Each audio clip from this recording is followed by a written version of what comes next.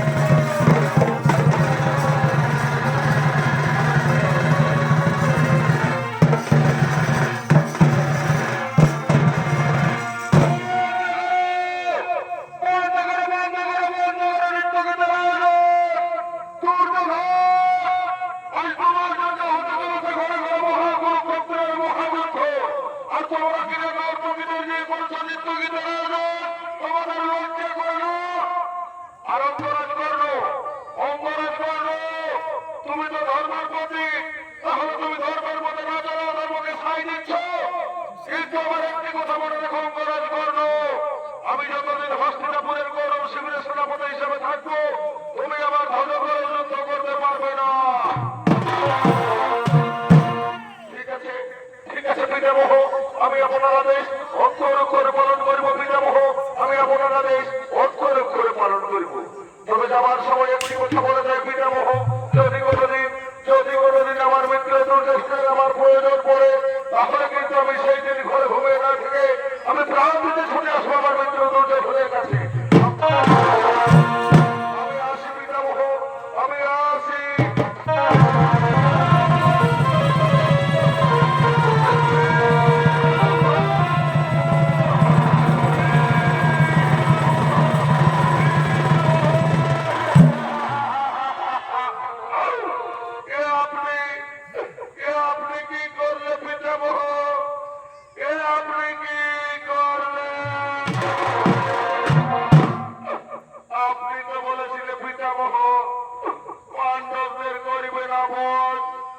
আর যদি পাণ্ডবরা বধ না হই তাহলে আমি কিভাবে হব বিজয় পিতামহ?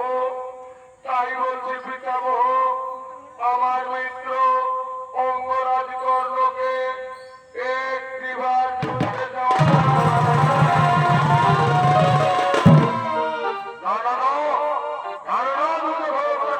হতে পারে না।